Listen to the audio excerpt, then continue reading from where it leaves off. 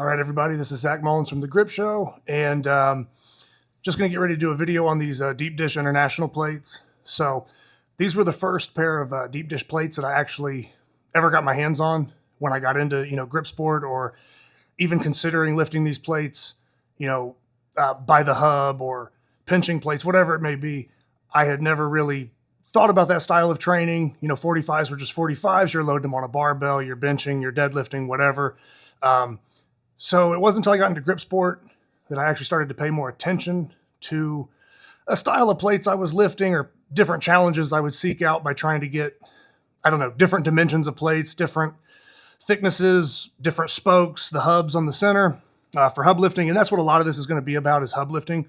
Although obviously they're weight plates, they can serve the same purpose as any other plate. But there's some things that are unique about these plates that you're not going to do with your, standard, I don't know what brands, like Cap or a lot of the Weeder plates, just general, iron plates that you would see with kind of standard thickness, not these deep dish plates. So as we get into it, I actually picked these plates up probably around 2020, I would say, maybe 2021. But yeah, roughly about the same time I got into grip sport. So with these plates, I was actually helping a friend unload a bunch of weights. He had just bought a bunch of different plates. We were unloading stuff in the back of the truck, and these plates were in the whole, lot of whatever he had purchased. And I hadn't had a good shot to try to hub lift any plates. So at the time, we're loading them on the truck. I'm like, well, let me just see if I can throw some chalk on my fingers and carry them that way or lift them. So I was able to pick them up, able to kind of carry them and move them. And that was the first time I really had a chance or any access to try it. So right out of the gate, I could hub 45s pretty easily. And in typical fashion, how I normally do a lot of my feats, I just tried to escalate from there. If I can lift it, okay, I'm going to try to curl it, clean it, snatch all the way up. Add weight to it, stuff like that to kind of progress the training. So I liked the plate so much. My friend had so many other things that he was doing.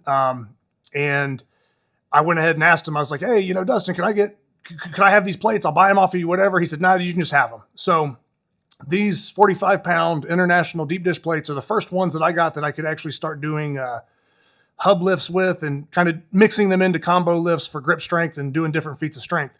So these plates I'll never sell, even though they're not super valuable or anything like that. I won't give them up more for sentimental reasons. It's the first pair of plates I had that I started doing those feats with. If you look at a lot of my hub lifts and hub lifting compilations, it'll be, these plates are featured a lot. Then I'm going to kind of get into the plates themselves. So the actual plates, pretty solid deep dish plates as far as the thickness here. And I'm going to put measurements up on the screen so you can see all that. But, not the deepest dish plates, not the thickest that you'll see, but they're not really sloped, meaning like, all the edges are pretty much straight, the actual hub itself straight down, and you'll be able to see that in these pictures and close-ups. So sometimes with hub lifting, when you're grabbing it by the center, the plate will kind of slope out, and that really, increases the difficulty a lot. So with these kind of being just flat, straight down hubs, they're, I would say, probably in the middle for difficulty. There are some, shallower, more sloped hubs that are going to be way harder to lift. And there's some hubs that are 2 to 3 times deeper, and you can get, double the amount of surface area on your fingers on top of the plates, and they're way easier. So these are kind of in the middle. I will say this, though. The one thing about the hub that kind of changes these and kind of puts them in that medium difficulty range is, although they're not sloped, they're still pretty shallow. They're only about an inch. Only about an inch tall as far as, where you can get your hand on the plate.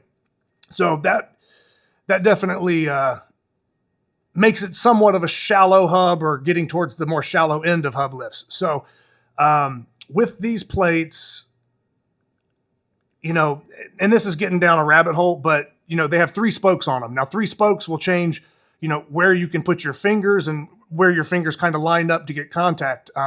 Some plates will have no spokes, others will have 4, and that's going to always change, how your hand placement is. And especially that becomes a huge factor when you're trying to transfer these plates. And when I say transfer, I mean grabbing it by the hub tossing it in midair to your other hand, catching it in the air, because depending on where the hub spokes are, that's going to completely change, how you're catching it. You're never going to get as good of a grip on a transfer where you're catching it in the air and fighting that momentum. The plate's always going to slide, shift. You're going to catch it a little bit wrong with one finger.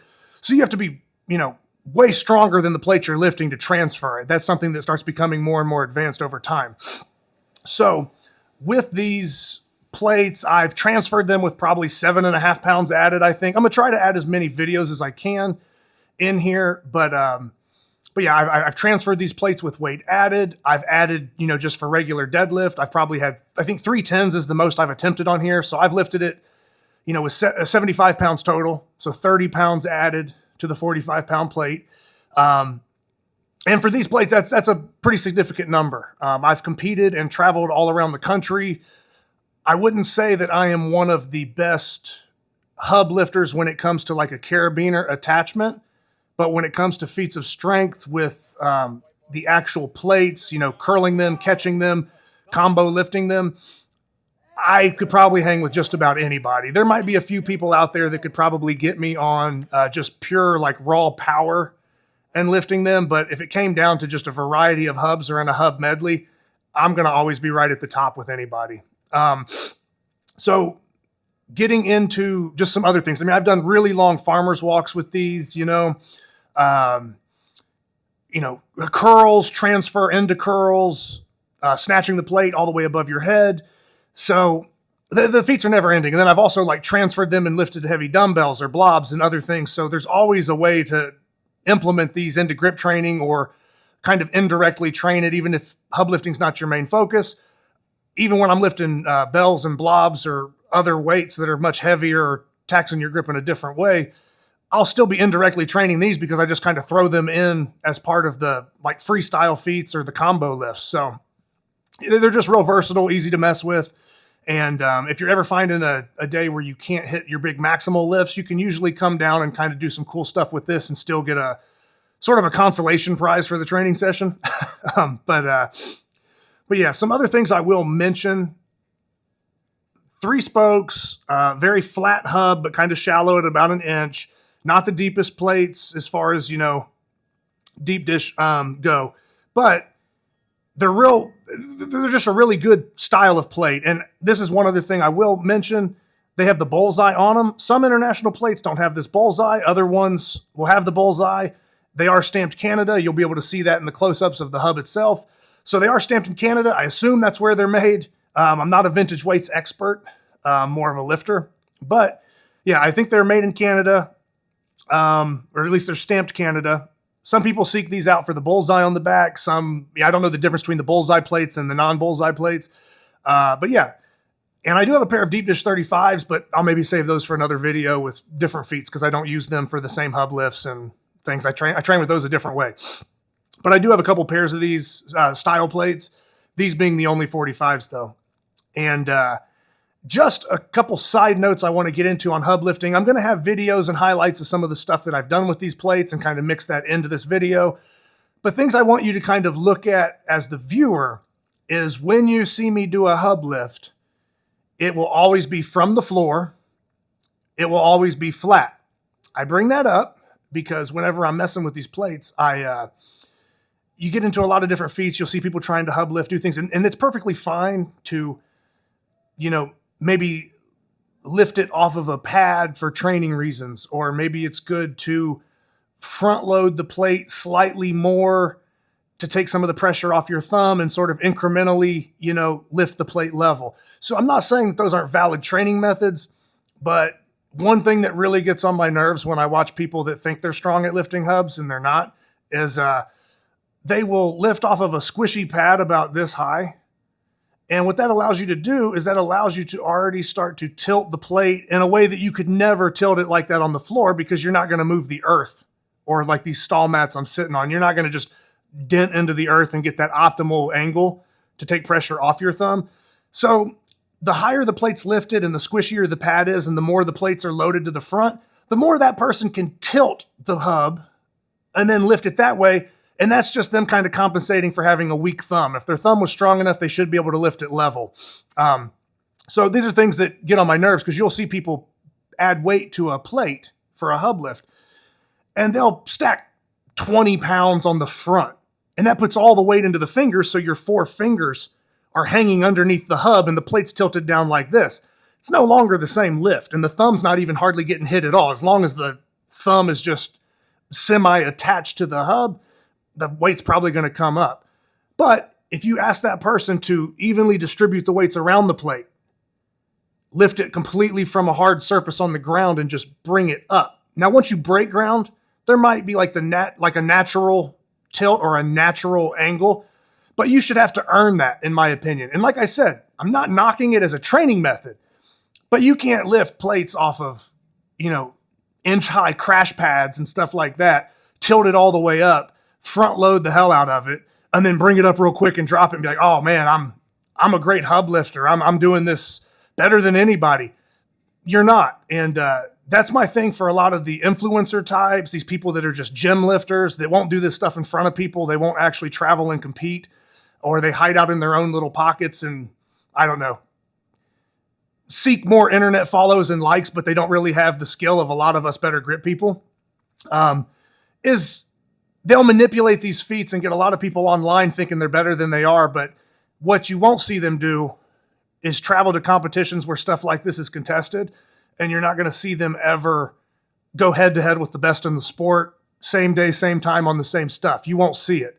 And if you have somebody that you follow that's pulling off certain feats like this, particularly hub lifts, since that's the video we're talking about with these plates, if you see that, just ask them like, hey, when are you going to go lift with so-and-so? Or when are you going to do this? Or when, and maybe they won't. Maybe they don't care. That's fine. Some people just want to lift to their target audience and pretend to be something they're not. And other people travel the entire country and seek out the best of the best to prove themselves. And I fall in that category.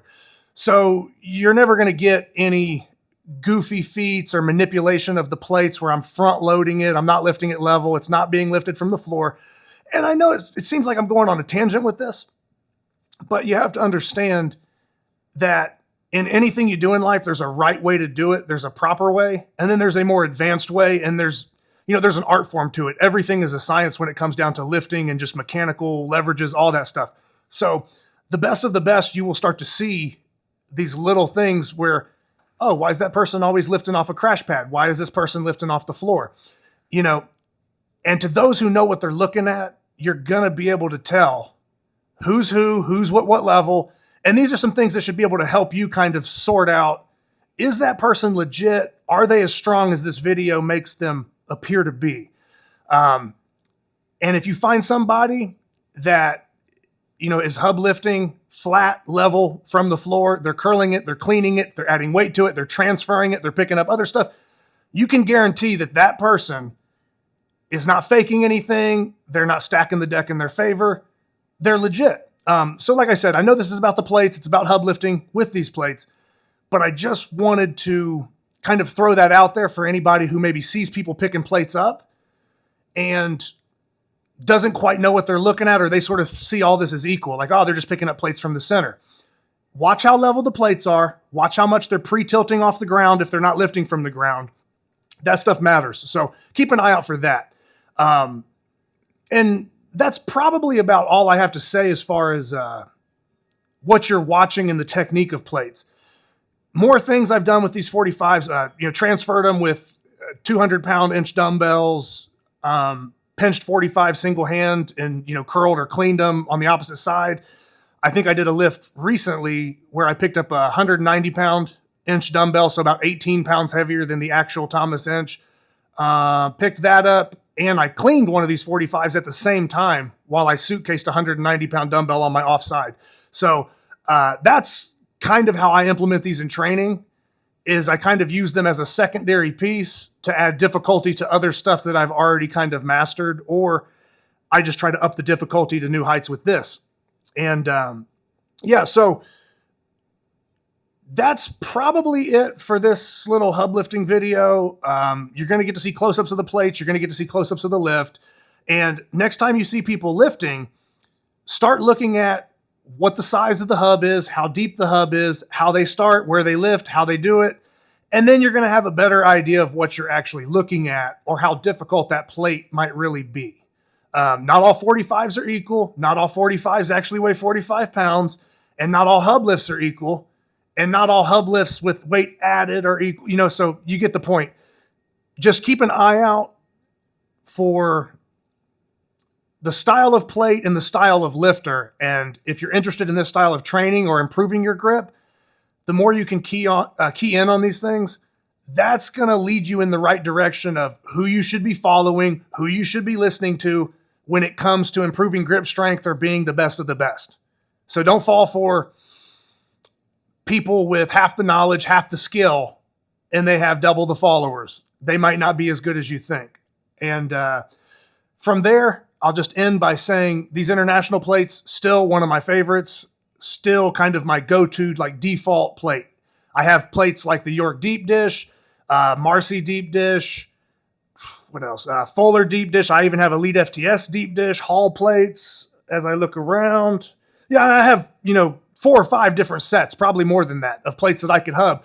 These are kind of my default, just intermediate in the middle plates. So these aren't the hardest plates I have to hub, but they're far from the easiest. So that's kind of how I use them. And you'll see them in a lot of my videos if you go back and look at past feats. So just want to thank everybody for watching. And hopefully you guys can hit up Marketplace or find some deep dish plates in your area and put your grip to the test and kind of see what you can do. Doesn't matter if they're 25s, 35s, 45s, you can incrementally load it like any other lift. So yeah, best of luck in everybody's training. And I hope you guys get into some hub lifting and find some decent plates in your area. But that is the rundown on the international 45-pound deep dish plates. So thank you for watching.